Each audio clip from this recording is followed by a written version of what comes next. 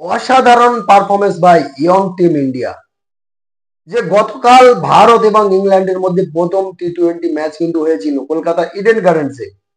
তো সেখানে আমরা দেখলাম যে একটা ভাবা হচ্ছিল যে মোহাম্মদ শামিকে হয়তো কালকে খেলানো হতে পারে, কারণ প্রায় 1.5 বছর পরে মোহাম্মদ শামি ভারতীয় টিমে কামব্যাক করেছে এবং চ্যাম্পিয়ন্স ট্রফির স্কোয়াডেও কিন্তু শামি আছে। তো সেই হিসেবে তাকে প্রথম থেকে হয়তো খেলানো হতে পারে, তার সেই রিদমটাকে ফিরত নিয়ে আসার জন্য একটা চেষ্টা চলবে। কিন্তু কোচ গৌতম গম্ভীর শামিকে কিন্তু খেলালো না, কারণ তাদের মাথায় হয়তো অন্য কোনো প্ল্যান আছে। তো হয়তো ভাবা হচ্ছিল যে এখানে কিন্তু টস একটা বড় ফ্যাক্টর হতে চলেছে, কারণ যে কলকাতায় আমরা দেখেছি আমাদের এখানে কিন্তু কুয়াশা পড়ে, সেই সন্ধ্যের পর থেকে কিন্তু কুয়াশা পড়ে, সেই হিসেবে কিন্তু টস একটা ফ্যাক্টর হবে এবং সেখানে যারা প্রথমে টস জিতবে তারা কিন্তু প্রথমেই ফিল্ডিং নেবে, এটা কিন্তু শিওর। সেই ইংল্যান্ড জিতলেও নিত এবং বা সূর্যকুমার জিতেছে, তিনিও কিন্তু নিয়েছেন।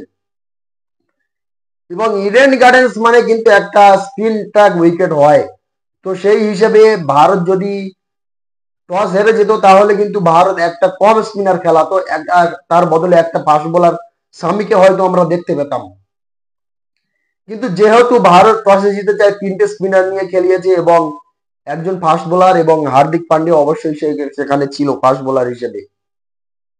তো ভারতীয় স্পিনাররা কিন্তু তারা দুর্দান্ত পারফরমেন্স করে। যে বরুণ চক্রবর্তী, তার হোম গ্রাউন্ড বললেই চলে ইডেন গার্ডেন্স, কারণ কেকেআর এর হয়ে তিনি খেলেন এবং সেখানে অনেক ভালো ভালো পারফরমেন্সও তিনি করেছেন।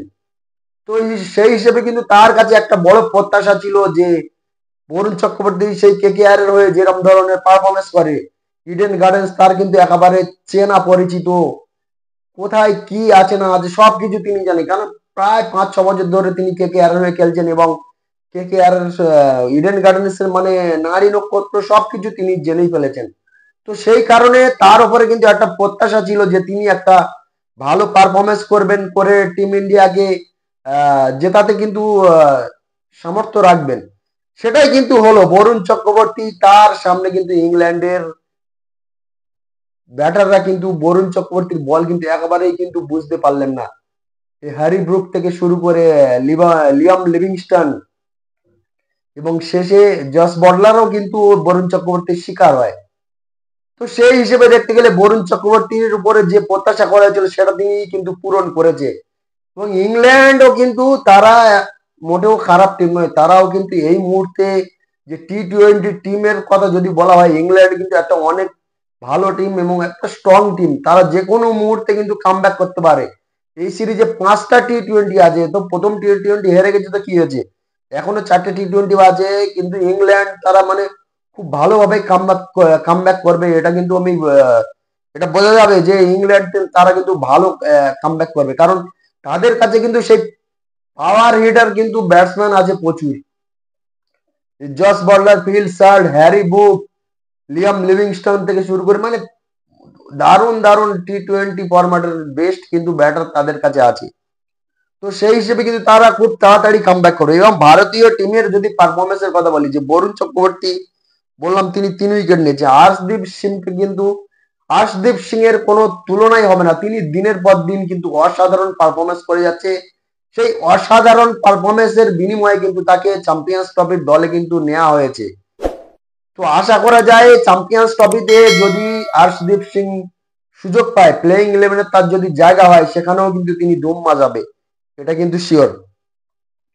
তো আর্শদীপ সিং 2 উইকেট নিয়েছে, হার্দিক পান্ডিয়াও 2 উইকেট, বরুণ চক্রবর্তী 3 উইকেট বললাম, অক্ষর প্যাটেল 2 উইকেট নিয়েছে। শুধু একমাত্র রবি বিষ্ণয় তিনি ভালো বোলিং করতে পারেননি, তিনি মনে হচ্ছে তার লাইনটা হয়তো একটু ভুলভাল জায়গায় তিনি ফেলেছেন, যার ফলে তিনি কোনো উইকেট পাননি, কিন্তু রান কম দিয়েছেন। তো ইংল্যান্ডের তরফ থেকে যদি দেখি যে ক্যাপ্টেন জস বটলার তিনি একাই কিন্তু লড়াই করেছেন, তার সঙ্গ কিন্তু আর কেউ দিতে পারেনি। সেই হিসাবে দেখতে গেলে তার সঙ্গ কেউ দিতে পারেনি, যার ফলে কিন্তু ইংল্যান্ড বড় স্কোর করতে কিন্তু ব্যর্থ হয়। ইডেন গার্ডেন্স এর যে মানে পিচ, সেখানে কিন্তু 200+ স্কোর করা দরকার ছিল, কিন্তু ইংল্যান্ড সেটা করতে ব্যর্থ হয়, কারণ তাদের প্লেয়ারদের মধ্যে কোনো একটা বড় পার্টনারশিপ হয়নি। সেই একমাত্র জস বাটলার তিনি 68 রানের একটা ইনিংস খেলেছেন, তাছাড়া আর কিন্তু তার সঙ্গে কিন্তু কেউ সঙ্গ দিতে পারেনি আর কোনো ব্যাটাররা। তো যার ফলে ইংল্যান্ড 132 রানে কিন্তু অল আউট হয়ে যায়। এখানে যদি একটা পার্টনারশিপ ভালো হতো তাহলে কিন্তু স্কোরটা হয়তো আর একটু বেশি হতো, কিন্তু সেটা হয়নি, যার ফলে আহ, ইংল্যান্ড কিন্তু বেশি রান করতে পারেনি। এবারে ভারতীয় ব্যাটাররা যে ফর্মে আছে, স্পেশালি সঞ্জু স্যামসন, তিলক বর্মা, অভিষেক শর্মা, এই তিনজন ব্যাটার কিন্তু তারা যে ধরনের ফর্মে আছে, মানে এদের তুলনা হবে না। এরা মানে দারুণ ফর্মে আছে, সেই সাউথ আফ্রিকা হোক বা বাংলাদেশ সিরিজে তারা কিন্তু প্রমাণ করেছে। এবং যে ধরনের পারফরমেন্স সাউথ আফ্রিকা ট্যুরে করেছে, যে সাউথ আফ্রিকার কন্ডিশন একটু আলাদা কন্ডিশনে হয়, সেখানেও কিন্তু তারা দুর্দান্ত পারফরমেন্স করেছে। তো এখানেও কিন্তু সঞ্জু স্যামসন তিনি কিন্তু শুরু খুব দারুণ করেছিলেন, কিন্তু তারপর তিনি আউট হয়ে যান। এবং অভিষেক শর্মার কোনো তুলনা হবে না, তিনি ফের আরেকবার প্রমাণ করে দিলেন যে তিনি কেন এই দলের ওপেনার হিসেবে আছেন। এবং সূর্য কুমারের কিন্তু ব্যাড লাক, তিনি আউট হয়ে গেছেন, কোনো রান করতে পারেননি। তো সব মিলিয়ে কিন্তু ভারত এই ম্যাচটা জিতে নিয়েছে এবং 5 ম্যাচের সিরিজে 1-0 ব্যবধানে কিন্তু এগিয়ে গেল। কিন্তু আগামী ম্যাচগুলোতে কিন্তু দারুণ মানে কন্টেস্ট হলে চলছে, কারণ ইংল্যান্ড এই ছোট মোটো টিম নয়, তারা কিন্তু অনেক ভালো টিম। ওয়ান পেপার দেখতে গেলে তাদের কাছে খুব ভালো ভালো ব্যাটসম্যান আছে, ভালো ভালো বোলারও আছে, যেখানে বোলিং লাইনে আছে মার্ক উড, জোফরা আচার, আদিল রশিদের মতন স্পিনার আছে। তো সেই হিসেবে কিন্তু তারাও কিন্তু অনেক ভালো স্ট্রং টিম। তো এটা একটা সিরিজে কন্টেস্ট, দারুণ কন্টেস্ট কিন্তু হবে। আমার মনে হয় যে ইংল্যান্ড এই প্লেইং ইলেভেনে কিন্তু একটা ভুল করেছে, যেখানে ভারত তিনটে স্পিনার নিয়ে খেলিয়েছিল, সেখানে ইংল্যান্ড মাত্র একজন স্পেশালিস্ট স্পিনার নিয়ে খেলিয়েছিল, যে আদিল রশিদ।